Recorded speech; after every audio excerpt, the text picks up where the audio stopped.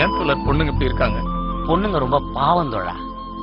வீட்டுல இருக்கவங்க கிட்ட இந்த ஆம்பளை நாய்ங்க அன்பா ஆசையா 4 வாரத்தை உட்கார்ந்து பேசுறாங்களாயா.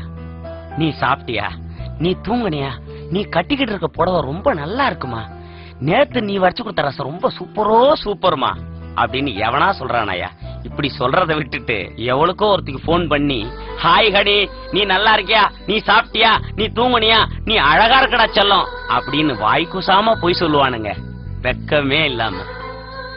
பாராட்டுக்கு ஏங்கிறது பெண்ணுடைய குணையா. சமைச்சு வச்சுட்டு சாப்பிடும்போது ஏன் பக்கத்திலே நிக்கிறாங்க தெரியுமா? சாப்பிட்டுட்டு நல்லா இருக்குன்னு ஒரே ஒரு வார்த்தை பாராட்ட மாட்டானான்ற ஏக்கம்யா. இப்படி பாராட்டலன்றத புரிஞ்சுக்கிட்ட இந்த மாதிரியான நாய்ங்க அவங்கள தவறா பயன்படுத்துறானுங்கயா. ஒரு நாளைக்கு சாரின்ற ஒரு வார்த்தைய குறைந்தபட்சம் 100 தடவை பயன்படுத்துறோம். எங்கோ யாரோ முகம் தெரியாத ஒருத்தர்கிட்ட சாரி சொல்ற நீங்க ஏன் பொண்டாட்டிக்கிட்டையும் காதலிக்கிட்டையும் சொல்ல மாட்டீங்க? மேல் சாவலிசம் ஆனாதிக்கும்.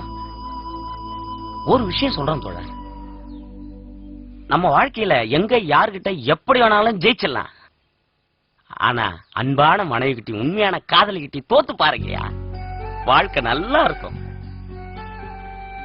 இப்படிப்பட்ட ஒரு வாழ்க்கையை வாழணுங்கிற போதுதான் ஒரு விபத்துல என்னுடைய பொண்டாட்டி பிள்ளைகளை எடுத்து 2 கால்களை இழந்து இங்க கிட்ட அனாதையா கிடக்குறேன்.